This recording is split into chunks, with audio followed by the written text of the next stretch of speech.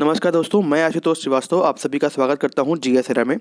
दोस्तों, आज हम लोग बात करने वाले हैं एक बहुत ही महत्वपूर्ण टॉपिक पर और हमारे जीएस एरा में ही हम लोगों ने एक नया सेगमेंट शुरू किया है। उस सेगमेंट का जो नाम है वो व्यक्ति विशेष का है और व्यक्ति विशेष के संदर्भ में आज हम लोग चर्चा करने वाले हैं सुर सम्राट यानी हमारे देश की जो महान स्वर कोकिला रही हैं उनके बारे में, यानी लता मंगेशकर जी के बारे में। दोस्तों, हाल ही में चर्चा हुई है कि लता मंगेशकर जी का स्वास्थ्य जो है काफ़ी ज़्यादा ख़राब था। पिछले लगभग 3 या 4 जनवरी के आसपास से उनके स्वास्थ्य में काफ़ी ज़्यादा गिरावट हो रही थी और उनको मुंबई के ही कैंडी हॉस्पिटल में एडमिट किया गया था और कहा गया था कि उनको कोरोना के मामूली संक्रमण था, साथ ही साथ उनको निमोनिया का भी संक्रमण था, जिस कारण से उनके स्वास्थ्य में काफ़ी गिरावट हो रही थी। और इस खबर के आने के बाद से देश में काफ़ी ज़्यादा सन्नाटा छा गया था, लोग काफ़ी ज़्यादा परेशान हो गए थे, क्योंकि ये एक देश की एक बहुत बड़ी एक विभूति हैं, देश की एक बहुत बड़ी अमानत है और उनके बारे में जब ऐसे कोई खबर सुनने को मिली तो लोग काफ़ी ज़्यादा परेशान हो गए। देश में उनके स्वास्थ्य से जुड़ी हुई कई सारे हवन यज्ञ और उनके स्वास्थ्य के सही होने के लिए कामनाएं होने लगी, दुआएं होने लगी, पूजा पाठ शुरू हो गया। तो दोस्तों, अभी एक दिन पहले डॉक्टर जो है वहाँ के हैं प्रतीक समदानी, वो सामने आए और उन्होंने उनके स्वास्थ्य के संबंध में अपडेट दी है और उन्होंने कहा है कि लगभग 15-19 दिनों के बाद से उनको जो है वेंटिलेटर से हटा दिया गया है और वेंटिलेटर से हटाने के बाद उनको जो है आईसीयू में रखा गया है। तो अभी वो ऑब्जर्वेशन में है आईसीयू के, तो लगभग लेकिन खतरे से बाहर है। फिर भी उनके स्वास्थ्य, उनकी अधिक उम्र होने के कारण लगभग 92 वर्ष की उनकी उम्र हो चुकी है, ऐसे में उनके स्वास्थ्य के ध्यान रखना बेहद ज़रूरी है। तो दोस्तों, साथ ही साथ उनके घर से भी, उनके परिवार के कुछ क्लोज लोगों के द्वारा भी एक खबर आई है और उन्होंने भी थैंक यू बोलते हुए लोगों को अपनी अपडेट जारी करी है ट्वीट के माध्यम से। आप देख पा रहे हैं, ये लता मंगेशकर की ऑफिशियल अकाउंट से ही, ट्विटर अकाउंट से ही ये ट्वीट किया गया है और इसमें उन्होंने साफ साफ कहा है कि वो अभी भी वेंटिलेटर पर हैं, सॉरी ट्रायल पर हैं, आईसीयू के ट्रायल पर हैं, लेकिन उनका जो स्वास्थ्य है वो काफ़ी अच्छी तरीके से सही हो रहा है, इम्प्रूव हो रहा है। तो इस प्रकार से लता मंगेशकर जी के स्वास्थ्य से जुड़ी हुई जो भी अटकलें थी वो लगभग उन पर विराम लग गया है, वो बिल्कुल स्वस्थ हैं, लेकिन अभी धीरे धीरे वो इम्प्रूव कर रही हैं। तो दोस्तों, आज की इस वीडियो में हम लोग उनके बारे में भी चर्चा करने वाले हैं, क्योंकि यहाँ पर अगर उनके बारे में चर्चा हो रही है तो उनके जो कैरियर था, कितना लंबा कैरियर था, क्यों इतना बड़ा उनको नाम दिया गया है, क्योंकि वो न केवल भारत में बल्कि पूरे विश्व में बहुत अधिक प्रसिद्ध थी। दोस्तों, वो एक ऐसा आश्चर्य आप कह सकते हैं, क्योंकि उन्होंने न केवल संगीत के क्षेत्र में काम किया बल्कि आश्चर्य भी किया। आश्चर्य क्यों कह सकते हैं उनको, क्योंकि एक ऐसी महिला जिन्होंने, उनकी जो आवाज़ है वो 6 से 7 दशकों के दौरान, इतने लंबे कैरियर के दौरान, 60 से 70 वर्ष के कैरियर के दौरान उनकी आवाज़ में कोई भी परिवर्तन नहीं आया। जब वो काफ़ी युवा थी तब से लेकर के जब आज वो बुढ़ापे में आ गई हैं, लेकिन उनकी आवाज़ में एक भी कमी नहीं आई है। उनकी सुंदरता, मधुरता, जो एक वात्सल्यता है, ममता है, हर चीज़ जो झलकती थी वो वैसे ही झलक रही है। तो दोस्तों, आखिर ऐसी क्या चीज़ें रही हैं, क्योंकि किसी भी आवाज़ का जो मेन रीज़न होता है वो स्वस्थ रहने का, वो हमेशा होता है रियाज़ करना, तो वो चीज़ अलग हो गई। लेकिन आज हम लोग अपनी वीडियो में चर्चा करेंगे कि उनका जो कैरियर कैसे शुरू होता है, उनके माता पिता कौन होते हैं, उनके भाई बहन कौन होते हैं, साथ ही साथ उनके जीवन से जुड़ी हुई कुछ महत्वपूर्ण कहानियों की और उनके महत्वपूर्ण पुरस्कारों की जो उन्होंने अपने जीवन में प्राप्त किया। तो चलिए शुरू करते हैं बिना वक्त गवाए दोस्तों। तो दोस्तों, मैंने आपको जैसे कि बताया कि ये देखिए, आप देख पा रहे हैं, ये उनकी अभी की हाल ही की फ़ोटो है और ये हॉस्पिटल से उनकी एक छोटी सी फ़ोटो आई है जहाँ पर डॉक्टर्स की कुछ टीम है और उनके साथ वो बैठी हुई हैं और आप देख पा रहे हैं कि उनकी ताज़ा जो स्थिति है वो लगभग ऐसी है। तो दोस्तों, ये उनकी एकदम लेटेस्ट फ़ोटो है और आपको मैं बता दूँ कि अब वो ठीक हैं और काफ़ी स्वस्थ हैं। तो दोस्तों, चलिए शुरू करते हैं उनके कैरियर से जुड़ी हुई कुछ महत्वपूर्ण बातों के बारे में। दोस्तों, उनका, जैसा कि मैंने आपको बताया कि उनका जो कैरियर था वो लगभग 6 से 7 दशकों का रहा है, तो काफ़ी बड़ा कैरियर रहा है। इस दौरान उन्होंने लगभग 30 भाषा में 30,000 गाने गाए हैं। ये बहुत बड़ी बात है, 30,000 गाने गाना, और ये एक बहुत बड़ी बात रही है क्योंकि इसके लिए उनको विशेष रूप से Guinness book of world record भी प्राप्त हुआ था और इनका नाम इसके लिए दर्ज किया गया है अभी भी। अगर लता मंगेशकर के जन्म के बारे में हम लोग बात करें तो उनका जन्म 28 सितंबर 1929 को इंदौर यानी मध्य प्रदेश में हुआ था, लेकिन उनका जो जन्म होने के बाद वो तुरंत ही महाराष्ट्र पहुंच गई थी। इनके जो पिता थे उनका नाम था दीनानाथ। दोस्तों, इनके पिता का नाम दीनानाथ मंगेशकर था, जैसा कि मैंने आपको बताया। वो महाराष्ट्र के एक रंगमंच के एक शास्त्रीय गायक थे, साथ ही साथ वो अभिनय में भी काम करते थे। ये उनकी बड़ी पुत्री थी और उनकी जो माँ का नाम शेवंती मंगेशकर था। तो उनके पिता का नाम दीनानाथ मंगेशकर और उनकी माँ का नाम शेवंती मंगेशकर था। आपको मैं उनकी फ़ोटो दिखाता हूँ। दोस्तों ये देखिए, ये शेवंती मंगेशकर जी की फ़ोटो है, जिसे लता मंगेशकर जी ने काफ़ी पहले अपने ट्वीट में उनको शेयर किया था उनके जन्मदिन के अवसर पर। तो ये आप देख पा रहे हैं, ये लता मंगेशकर जी की माँ की फ़ोटो है। साथ ही साथ मैं आपको उनकी कुछ लगभग 20 वर्ष पुरानी फ़ोटो भी दिखाता हूँ, जहाँ पर वो आशा भोसले जी के साथ खड़ी हुई हैं। दोस्तों ये देखिए, ये लता मंगेशकर जी अपनी बहन, छोटी बहन आशा भोसले के साथ, अपनी माँ के साथ खड़ी हुई हैं। तो अभी तो उनकी माँ जीवित नहीं है, परंतु ये फ़ोटो लगभग 20 वर्ष की पुरानी फ़ोटो है।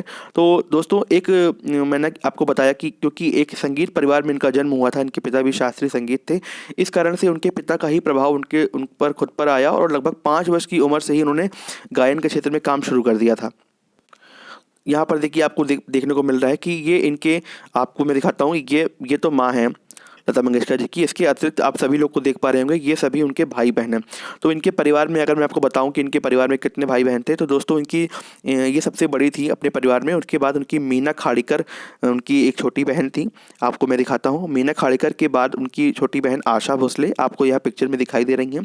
आशा भोसले के बाद उषा मंगेशकर। यहाँ पर दोस्तों ये हैं आशा भोसले, ये हैं उषा मंगेशकर, ये लता मंगेशकर हैं, जिनको हम लोग दीदी के नाम से जानते हैं, क्योंकि अपने परिवार में सबसे बड़ी होने के कारण उनको सभी भाई बहन उनको दीदी बोलते थे, जिस कारण ये बॉलीवुड इंडस्ट्री में भी इनको दीदी के नाम से काफ़ी ज़्यादा लोकप्रियता हासिल हुई थी। दोस्तों ये उनकी मीना खाड़ीकर, जो उनकी एक और बहन, सबसे बड़ी बहन, मतलब सबसे बड़ी होने के कारण लता मंगेशकर सबसे बड़ी, और उसके बाद मीना खाड़ीकर, फिर आशा भोसले, उषा मंगेशकर, और ये छोटे भाई इनके हृदयनाथ मंगेशकर। दोस्तों क्योंकि न केवल ये लता मंगेशकर संगीत के क्षेत्र में थी, बल्कि इनके सभी भाई बहन संगीत के क्षेत्र में ही काम करते थे और उनका जुड़ाव इसी से रहा। आपको मैं दिखाता हूँ यहाँ पर कुछ उनके जीवन से जुड़े हुए कुछ आत्मीय पल। ये देखिए उनकी पुरानी फ़ोटो है, जहाँ पर लता मंगेशकर अपने छोटे भाई हृदयनाथ मंगेशकर के साथ बैठी हुई हैं, और कुछ और पिक्चर्स भी आपको दिखाने की कोशिश करता हूँ। दोस्तों उनके सभी भाई बहन संगीत के क्षेत्र में थे, गायन के क्षेत्र में ही थे, लेकिन उन्होंने खुद इस बात को स्वीकार किया है कि उनका सबसे अधिक जुड़ाव रहा है वो अपनी छोटी बहन आशा भोसले से रहा है। यहाँ पर आप देख पा रहे हैं कि उनके बालों पर फूल लगा रही हैं, और बहुत सारे गाने दोनों ने मिलकर के गाए हैं।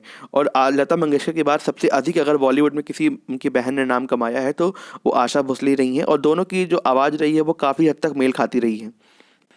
दोस्तों कहा जाता है कि उनके जो लता मंगेशकर जी ने 5 वर्ष की उम्र में ही मराठी सिनेमा में काम करना शुरू कर दिया था, बाल कलाकार के रूप में।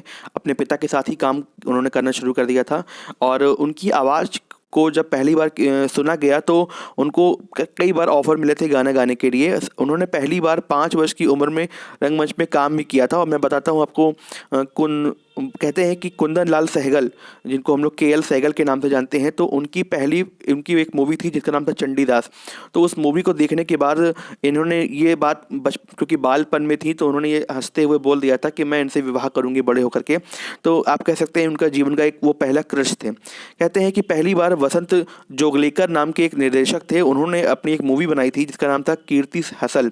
तो उस कीर्ति हसल में इन्होंने गाना गाया था, परंतु वो गाना रिकॉर्ड भी हो गया था और मूवी में आने वाला था, परंतु इनके पिता दीनानाथ मंगेशकर जी को इनका बॉलीवुड में गाना गाना पसंद नहीं था, जिस कारण से उन्होंने इनकार कर दिया और वो गाना रिलीज़ नहीं हो पाया था। तो अगर आपसे बोला जाए तो ये इनका पहला गाना था, परंतु अगर मैं आपसे बताऊं कि उनका पहला ऑफिशियल जो गाना कौन सा था, तो 13 वर्ष की उम्र में उन्होंने 1942 में 13 वर्ष की उम्र में 1942 में उन्होंने एक मराठी मूवी थी जिसका नाम था पहली मंगला गौर, उसमें उन्होंने गाना गाया था। तो 1942 में 13 वर्ष की उम्र में पहला गाना गाया था।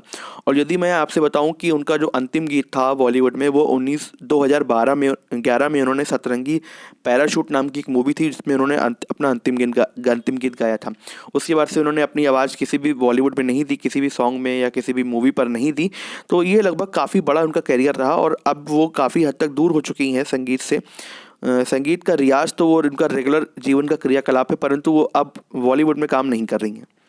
अपने एक इंटरव्यू में उन्होंने दोस्तों बताया था कि जब वो 5 वर्ष की उम्र में पहली बार गाना गाया था, तो उनको 25 रुपये उनकी पहली कमाई थी, और उस कमाई को उन्होंने आज भी अपने साथ संजो करके रखा हुआ है। उनकी जो मैंने आपको बताया कि वसंत जोगलेकर जो निर्देशक थे, क्योंकि उन्होंने उनका गाना रिकॉर्ड कर लिया था, परंतु उनके पिता की स्वीकृति ना होने के कारण वो गाना रिलीज़ नहीं हो पाया था। लेकिन जब जल्द ही उनके पिता दीनानाथ मंगेशकर जी की मृत्यु हो गई, और ये घर की बड़ी थी, जिस कारण से परिवार में काफ़ी आर्थिक तंगी शुरू हो गई, और उनके पिता की मृत्यु होने के लगभग 2 महीने के बाद ही इन्होंने गाना गाना शुरू कर दिया था। ये बात उनकी स्वयं उनकी बहन बोलती हैं, और वो अपनी बहन की तारीफ़ करते हुए बोलती हैं कि बॉलीवुड में गाना गाने उन्होंने बहुत कम उम्र में यानी 13 वर्ष की उम्र में शुरू कर दिया था। और उनकी पहली जो मूवी थी उसका नाम था पहली मंगला गौर। तो दोस्तों मैं आपको बताता हूँ कि उसके बाद से लगभग उन्होंने कई सारे गाने गाए, बहुत सारी मूवीज़ में गाने गाए, मराठी मूवीज़ में और हिंदी मूवीज़ में। और साथ ही साथ उन्होंने मराठी अभिनय में भी काम करना शुरू कर दिया था, क्योंकि उनको पैसे की बहुत अधिक आवश्यकता थी।